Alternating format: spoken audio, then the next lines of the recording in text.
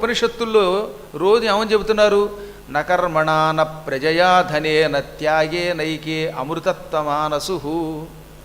నాయన, నీకు ఎంతమంది పిల్లలున్నా దానివల్ల నువ్వు మోక్షం పొందవు. అమృతత్వం అంటే పునర్జన్మ లేనటువంటి దివ్య స్థానం.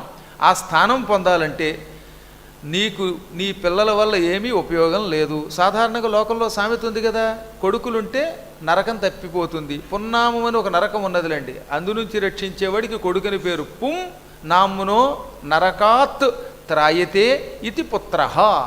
పుత్రుడు అనే శబ్దానికి పుత్తు అనే ఒకనొక నరకము నుంచి రక్షించువాడు. ఈ నరకం నుంచి బయటపడాలంటే తప్పకేం కావాలి? ప్రజ అంటే సంతానం, పిల్లలు ఉండాలి. కానీ పిల్లలున్నంత మాత్రం చేత నువ్వు అమృతత్వం పొందలేవు. అమృతత్వం అంటే చావు లేని స్థితి. చావు ఎప్పుడు వస్తుంది? భూమి మీద పుట్టినంతకాలం చావు తప్పదు.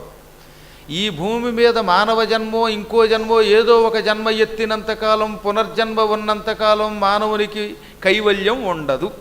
కాబట్టి జన్మ రాహిత్యం కావాలి అంటే మోక్షం కావాలి. కావాలంటే న కర్మణ, నీవు చేసే ఏ పని వల్ల నీకు మోక్షం రాదు. ఎన్ని పనులు చేస్తున్నామో ఆ పనుల గురించి కూడా భాగవతంలో తెగ చెప్పాడు శ్రీకృష్ణుడు. భగవద్గీతలో అకర్మణోపి బోద్ధవ్యం. నాయన, అకర్మ అంటే ఏమిటో తెలుసుకో, కర్మ చెయ్యకుండా ఉండడం తెలుసుకో. కర్మణశ్చ బోద్ధవ్యంచ వికర్మణ అంటే చెడ్డ పనులు అంటే ఏమిటో తెలుసుకో. అసలు పనులు చెయ్యడం అంటే ఏమిటో తెలుసుకో, పనులు చెయ్యకపోవడం తెలుసుకో, చెడ్డ పనులు తెలుసుకో. అనగా ప్రతి వ్యక్తి భూమి మీద పుట్టాక ఏదో ఒక పని చేయకుండా బతకలేడు. ఈ పనులు చేసే లక్షణానికి కర్మ సిద్ధాంతం అని పేరు.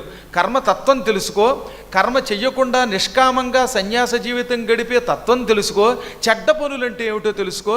ఈ మూడు తెలుసుకున్నప్పటికీ నువ్వు మోక్షం పొందలేవు, ఎందుకంటే అందులో కర్మ ఉంది గనక. కానీ కర్మ చేయకుండా ఎలా ఉంటాం? కాబట్టి కేవల కర్మల వల్ల నీవు ఎన్ని సత్కర్మలు చేసినా మోక్షం రాదు, దుష్కర్మలు చేస్తే అసలే మోక్షం రాదు. కాబట్టి నా కర్మణ, కర్మతో నీవు అమృతత్వం పొందవు. నా ప్రజయ, నీ సంతానం వల్ల, నీవు పొందిన పిల్లల వల్ల నీకు ఏదో మోక్షం వస్తుందంటే భ్రమ.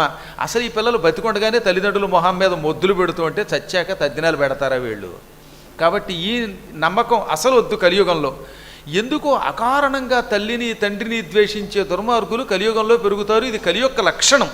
అందువల్ల ఇటు కర్మ కానీ ఇటు ప్రజలు కానీ నిన్ను ఉద్ధరించరు.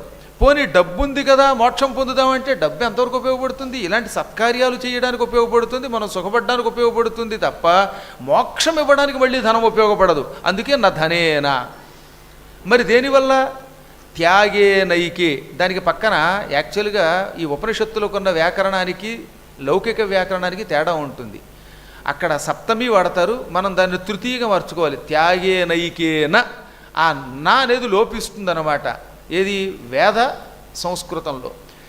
నీవు త్యాగం ఒక్కటి చెయ్యడం నేర్చుకుంటే మోక్షం పొందుతావు. ఇంక దేనివల్ల మోక్షం పొందవు. మోక్షం పొందాలంటే ఏం కావాలి? త్యాగం.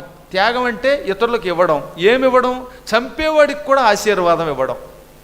అందుకని ఛేదేపి చందన తరుహు సురభయతి ముఖం కుఠారస్య. నువ్వు గొడ్డలి పుచ్చుకొని నరికినప్పటికీ గంధం చెట్టు నిన్ను శపించక ఆ గొడ్డలికి కూడా సువాసనిస్తుంది. కాబట్టి ఇప్పుడు మనం చేయవలసిన పని ఏమిటి? సాధ్యమైనంత వరకు ద్వేషించక ప్రేమించాలి. ఇవ్వడం నేర్చుకోవాలి, పుచ్చుకోవడం కాదు. ఎవడన్నా ఇస్తే చేత్తో అది కళ్ళకద్దుకుని జేబులో పెట్టుకోవడం కాకుండా తాను ఇతరులకు ఇవ్వడం నేర్చుకోవాలి.